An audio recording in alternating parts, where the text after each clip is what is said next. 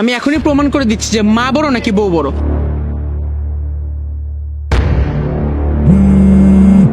Zarif phone দিছে, দাঁড়ো কথা বল। হ্যালো, হ্যাঁ জারিফ বল। হ্যালো ভাবি, ভাবি সর্বনাশ হয়ে গেছে। আলিফ ভাই তো অ্যাক্সিডেন্ট করছে, হাত পা একদম মানে ছিঁড়ে বেড়ে একাকার, মাথার মধ্যে 16টা সেলাই লাগছে, একদম মগজ খুলে বেরো যাওয়ার মতো অবস্থা। তুমি যেমনি করে পারো তাহলে ওই সাহেবকে একটু বল না 3 লাখ টাকা নিয়ে হসপিটাল আসতে, আমি হসপিটালের ঠিকানা পাঠিয়ে দিচ্ছি। কি বলছিস তুই? আমি এক্ষুনি আসছি, তুই একটু দাঁড়া। বাবা, সর্বনাশ হয়ে গেছে, আলিফের অ্যাক্সিডেন্ট হয়েছে, নাকি মাথার মগজ বের হয়ে গেছে। চলো এক্ষুনি 3 লাখ টাকা নিয়ে আমরা হাসপাতালে যাবো, চলো। আরে বলছিস কি তুই? বস, আগে ঠান্ডা হোক। কথা বুঝতে পারছিস কিছু? যার হাত পা ভেঙে গেছে, মগজ বের হয়ে গেছে, তার জন্য এত টেনশন কেন, এত দরদ কেন? সে কি বাঁচবে? বেঁচে থাকলে তো কোনো কাজে আসবে না, পুঙ্গু হয়ে যাবে, অ্যাবনর্মাল হয়ে যাবে, কথা বলতে পারবে না। কি বলছো বাবা? আমার স্বামী হাসপাতালে আর আমি টাকা নিয়ে যাব না? ধর 3 লক্ষ টাকাই দিয়ে তাকে চিকিৎসা করে সুস্থ করে আনলাম, তারপর দেখা গেল তার একটা হাত নেই, একটা পা নেই, তখন সে একটা প্রতিবন্ধী। এই প্রতিবন্ধী লোক দিয়ে তো তোর বাচ্চা কাচ্চা হবে না, কিছুই হবে না। তাহলে তোর লাভটা হবে কি বল? বাচ্চা কাচ্চার মাই যদি হতে পারলি না, তাহলে ওই প্রতিবন্ধী স্বামী দিয়ে কি করবি? তাকে বাথরুমে নিয়ে যাবি, বাথরুম থেকে আনবি, গোসল করাবি, হাতে খাওয়াই দিবি, এইসবই করবি তুই সারা জীবন। 3 বেলা রান্না বাইরে খাওয়াইয়া ওই প্রতিবন্ধী সেবা করবি? শোন মা, ওই ছেলের জন্য তোর চোখের পানি ফেলতে হবে না।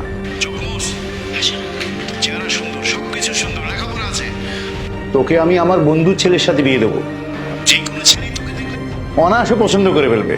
এই নিয়ে তুই একদম চিন্তা করিস না। ও একটু নেশা পানি করে তাতে কি হয়েছে, অনেক টাকা পয়সা তো আছে তাদের। সত্যি বলছো বাবা?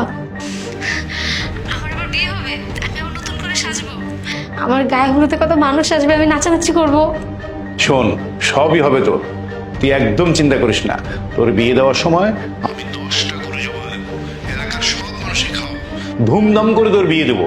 এই শক্তি একদম মাথায় আনিস না। তুই ভিতরে গিয়ে তোর গয়নাগাটি যা আছে, টাকা পয়সা যা আছে সব নিয়ে আয়। ওরা হাসপাতাল থেকে ফেরার আগেই আমরা এখান থেকে চলে যাব। ঠিক আছে বাবা, তুমি একদম ঠিক বলেছো। আমি এক্ষুনি ঘন্টাটা টাকা পয়সা সব করছি, আমি পালিয়ে যাচ্ছি।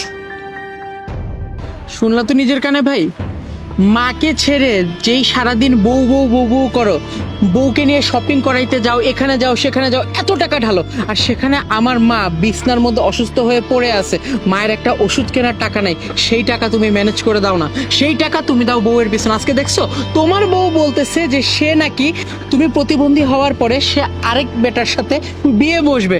এবার দেখো এই সেম কথাটা আমি আমাদের মাকে ফোন করে বলি, দেখো মা কি বলে।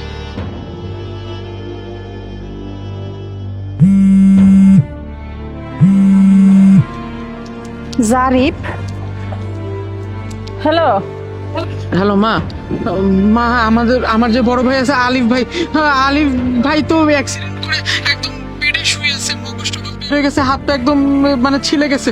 ওইখানে ডাক্তার বলছে কি 2-3 লাখ টাকা লাগবে অপারেশনের জন্য। মা যেমনি করে পারো এই টাকাটা একটু ব্যবস্থা করে তুমি দাও না। কি হয়েছে আমার আলিফের? কি কেমন অ্যাক্সিডেন্ট হইলো বাবা? এতগুলো টাকা, 2-3 লাখ টাকা আমি এখন কই পাবো? আর আর তোরা কই আছিস তোরা? মা, অফিসের পাশের যে হসপিটালটা আছে ওইখানেই আমরা আছি মা, তুমি আসতে লাগো মা, আমি বেরোইতেছি টাকা নেওয়ার জন্য। মা আসো মা, তুমি আসো। 3 লাখ টাকা, এত টাকা আমি কই পাবো? যাই হোক তুই কোনো চিন্তা করিস না বাজান, একটা স্বর্ণের চেন আছে, ওইটা বেচে আমি টাকা ব্যবস্থা করে লইতেছি। বাবা তুই আমার আলিফের কাছে থাক বাবা, আমার আলিফের কাছ থেকে তুই সরিস না, সরিস না। দেখলা ভাইয়া, এই হইলো মা আর ওই হইলো বউ। তোমার বউ বললো যে আরেকজনের সাথে সে বিয়ে বসবে, তার বাবাও সেটাতে সাই দিল, আর মা তার কাছে ওষুধ খাওয়ার মতো টাকা নেই, সে বললো 2-3 লাখ টাকা নিয়ে আসছে তোমার চিকিৎসার জন্য। তো এখনো বোঝার কিছু বাকি আছে, চলো মায়ের দিকে যাই।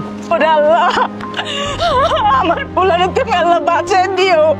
আল্লাহ আমার পোলারে বাজান, তুই কি চাইবি বাজান? তুই কি আমার পোলা ঠিক আছে?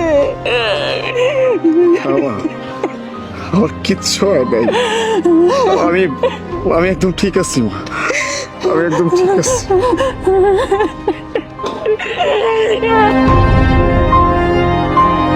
তাহলে জারিফ যেগুলো তোর মাথার মজক বেরিয়ে গেছে, তোর পাটা সব কিছু কেটে গেছে, এটা কেন করলো? মা, আজকে আবার ছোট ভাই আমার চোখ খুলে দিছে মা। ও যদি আজকে এই কাজটা না করতো তাহলে আমি আজীবন একটা ধোকার মধ্যে থেকে যেতাম মা। আজীবন একটা ধোকার মধ্যে থেকে যেতাম। তুমি চলো আমার সাথে, আজকে সবকিছু আমি ক্লিয়ার করে দেবো। চলো আসো। বাবা চলো, আমাদের সব শুনে শেষ। দাঁড়ান, কোথায় যাচ্ছেন? আরে বাবা, তুমি চলে আসছো? আরে জানো না, তোমার কথা শুনে তো আমার হার্টের হওয়ার মতো অবস্থা। আমি জলদি করে 2 রাকাত নফল নামাজ পড়ে এই টাকা পয়সা নিয়ে তোমার হাসপাতালের দিকে যাচ্ছিলাম। বাস, আর একটাও ফালতু কথা বলবেন না, একদম নাটক করবেন না আপনারা। কি ভাবছেন আমি কিচ্ছু জানি না? আমি সব কিছু জানি। এই যে নাটক করতেছেন, এই নাটকগুলো বন্ধ করেন। আপনি যদি আমার শ্বশুর মশাই না হতেন, একদম চাপকে আপনার সবগুলো দাঁত আমি ফেলে দিতাম। কেন? আমি কি করেছি? কি করছেন এটা আবার আমাকে প্রশ্ন করতেছেন? নিজেদের স্বার্থের জন্য আমাকে কাছে টেনে নিছিলেন, আবার যখন স্বার্থ ফুরায় গেছে তখন আমাকে দূরে ঠেলে দিচ্ছেন, তাই না? এইটাই হচ্ছে আপনাদের আসল রূপ। যখন আমার ভাই আপনাদেরকে কল করে বলছে যে আমার একটা দুর্ঘটনা হয়েছে, আমি অ্যাক্সিডেন্ট করছি, আমার অবস্থা খুবই খারাপ, তখন কি বলছিলেন আপনারা? আমি নিজের কানে সবকিছু শুনছি। এই ছিল আপনাদের মনে, তাই না? আপনাদের কথায়, শুধুমাত্র আপনাদের কথায় আমি আমার মা, আমার ভাই সবাইকে এই বাড়ি থেকে বের করে দিচ্ছি। আমি ভাবছি আপনারা আমার আপনজন, আর ওরা আমার পর। কিন্তু আসলে কি হলো আলটিমেটলি? এই মানুষগুলোই আমার আপন। যার কাছে একটা ফুটো কড়িটুকু নাই, সেই মানুষটা পর্যন্ত তার সবকিছু বিক্রি করে আমাকে সুস্থ করার জন্য টাকা নিয়ে যাচ্ছিল হাসপাতালের দিকে। আর আপনারা কি করবেন? আমারই সব টাকা আমার বাড়ি থেকে লুটপাট করে চলে যাচ্ছিলেন। এই ছিল আপনাদের ভিতরে, আপনাদের মনের ভিতরে এই সব কিছুই ছিল। আলিফ, তুমি আমাদের সাথে এমন ব্যবহার করছো কেন? তোমার এই কথা শুনে তো আমার প্রাণটাই বের হয়ে যাচ্ছিল। বাবা কত কান্নাকাটি করছিল। বাবা তোমার জন্য 2 রাকাত নফল নামাজও পড়েছে। এখনই তো আমরা টাকা পয়সা নিয়ে হাসপাতালের দিকেই যাচ্ছিলাম। এই চুপ, একদম চুপ, আর একটাও কথা বলবি না তুই। তুই যদি আর একটাও কথা বলিস আমি কিন্তু তোকে গলা টিপে এখানে মেরে ফেলবো। কি ভাবছিস আমি কিচ্ছু জানি না? ওই যে বললাম, আমার ভাই যখন তোদেরকে কল করছিল তখন তোরা কি কথা বলছিস সবকিছু আমি লাউড স্পিকারে শুনছি। মা, তুই ফোনটা কাটিস নি?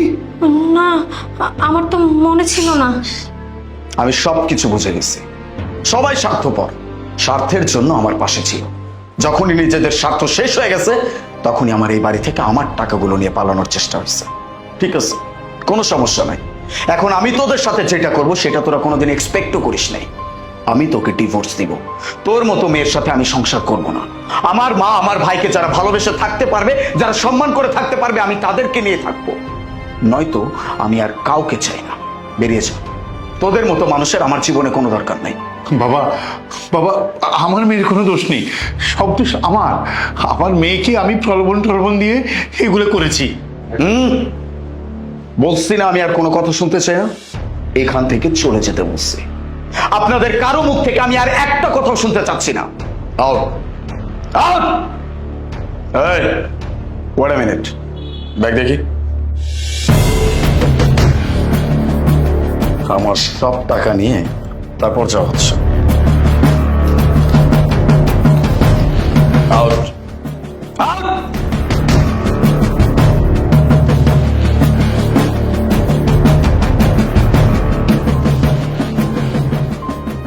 মা, তুমি প্লিজ আমাকে মাফ করে দাও। আমি সব কিছু বুঝতে পারছি। আজকের পর থেকে আমি তোমাদের সাথে আর কোনো রকম অন্যায় করবো না, না তোমার সাথে কোনো খারাপ আচরণ করবো।